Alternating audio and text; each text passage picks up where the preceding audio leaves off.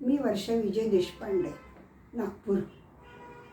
लोकव्रत लेखक संघ आणि साप्ताहिक जनमंगल समूह यांच्या अंतर्गत अमृता प्रीतम या आदरणीय सन्माननीय कवयित्रीची एक कविता मी सादर करीत आहे.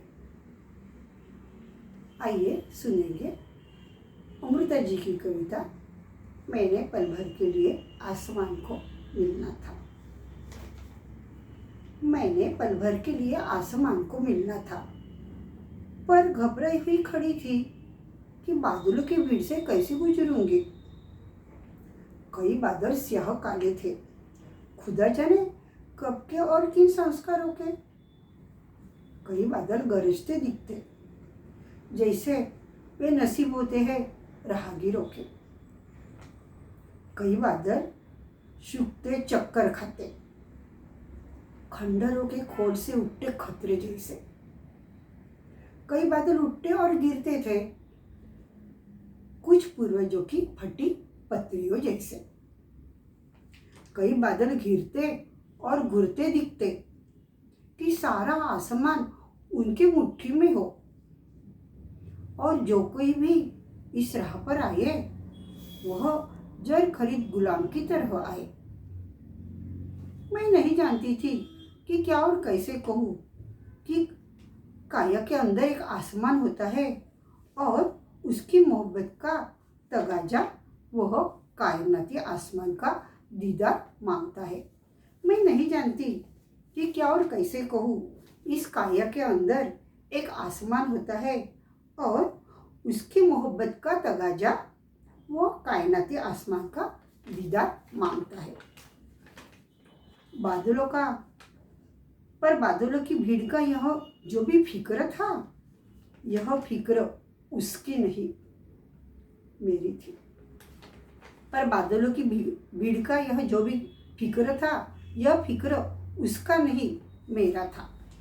उसने तो इश्क की काली थाली थी और एक दरवेश की मानिंद उसने मेरे श्वासों की धुनी रमा ली थी.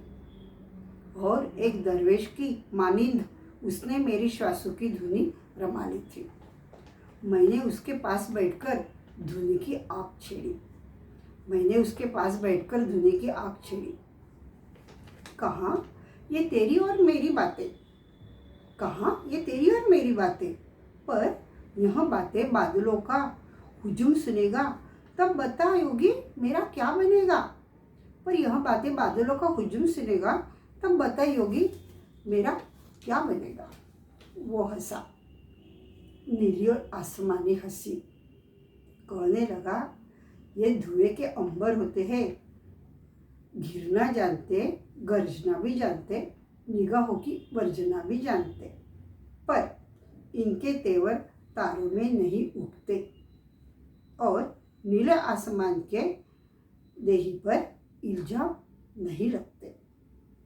फिर मैंने कहा तुम्हें सीने के लपेट कर फिर मैंने कहा कि तुम्हें सीने में लपेट कर मैं बादलों की भीड़ से कैसे गुजरूंगी और चक्कर खाते बादलों से कैसे रास्ता मांगूंगी.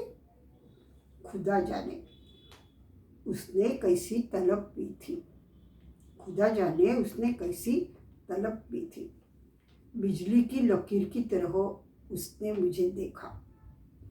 बिजली की लकीर की तरह उसने मुझे देखा और कहा, तुम किसी से रास्ता न मांगना और किसी भी दीवार को हाथ न लगाना, नहीं घबराना, न किसी के बहलावे में आना. बादलों की भीड़ में से तुम पवन की तरह गुजर जाना.